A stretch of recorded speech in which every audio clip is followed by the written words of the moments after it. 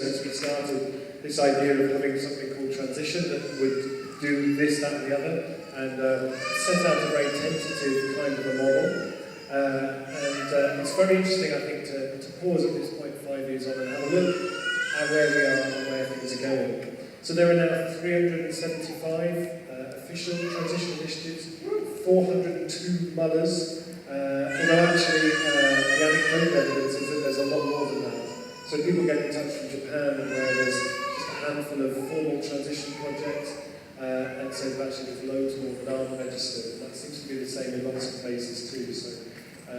So what's been really fascinating for me over the last year and a half, 2 years, has been the process of creating this the transition companion, which you can see the plan for outside. And if you haven't picked one up, do pick one just on your way outside there, which is coming out in late September. There's been a really, really interesting collaborative process, which many of you have fed into and shared your stories and your photographs and your experience of what you're doing. And it's been a really fantastic collaborative process of pulling all that stuff together. But it's also offered a really useful sense of where we are. So what we had originally was the idea of the 12 steps, but actually what's emerged from that process is really seeing what there is now in terms of what we might think of as ingredients and tools that people are using, and that's really, really exciting to see. And some of the stories that have come back from that have been fantastic in terms of what's happening there.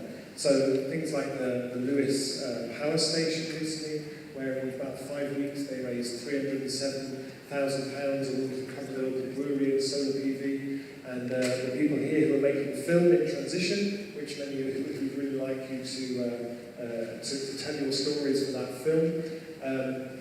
They wanted to film the solar panels going onto the place, and they'd been going up so quickly they almost missed it. Such was the keenness to get them on there. The story of what's been happening in Norwich in terms of how they did the Norwich Feed Itself programme, where they looked at the area, the city, the land around it, how much food the area could grow, and then that then led into a whole process of raising some funding for the initial catalyst things to get that going, a new mill, new farms, and so on. So looking at these projects but in a very strategic kind of context.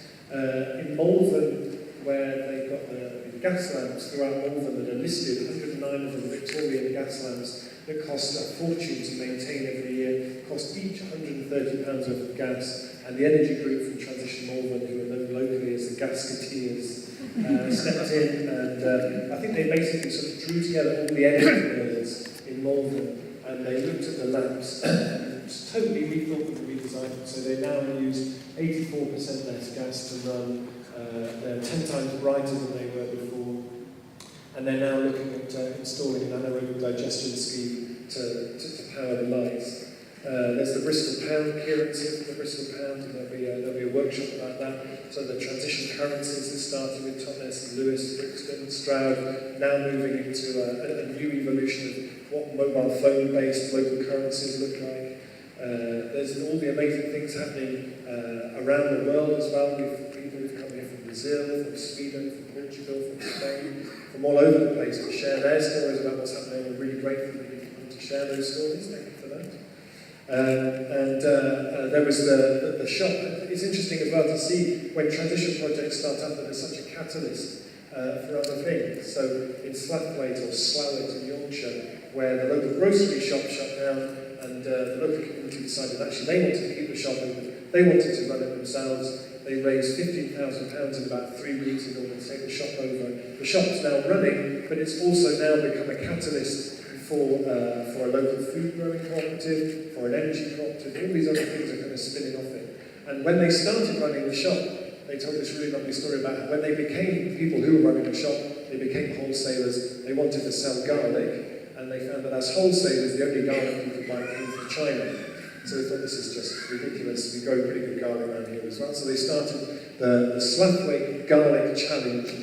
And everybody who came in the shop got given a clove or two of garlic and said, take this home and grow it, and we'll buy it off you. And if we can't manage anything else, we'll at least be self-sufficient in garlic in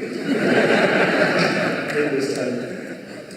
And I think that this conference takes place at a really interesting point, because many of you may have seen the articles in the paper last week about the whole debate about blind some people have kicked up this, well, has the green movement lost its way? Where are we going in terms of climate change? And I think actually what we're seeing here with the work that you're all doing, and the many, many hundreds of thousands of people who you represent and who you work with in the communities that you come from, is a different way of looking at how we do all of this. And it's not just a question of, do we go nuclear, or do we roll around in the mud eating potatoes, mouldy potatoes, and beating ourselves with nettles. But actually there is another way, where actually we start to look at localization, and that whole process of what we can create with that, and the amazing sort of what's bubbling up through transition routes in terms of this idea of economic development coming through localization, the creativity and the brilliance that we're seeing emerging, is a very, very powerful third way, and I think we're really just starting to see the power of that. So I'm really thrilled. I think this is, as usual, going to be a fascinating couple of days. If this is your first Transition Network conference, welcome, and if you've come before, welcome also. Network conference, welcome, and if you've come before, welcome also.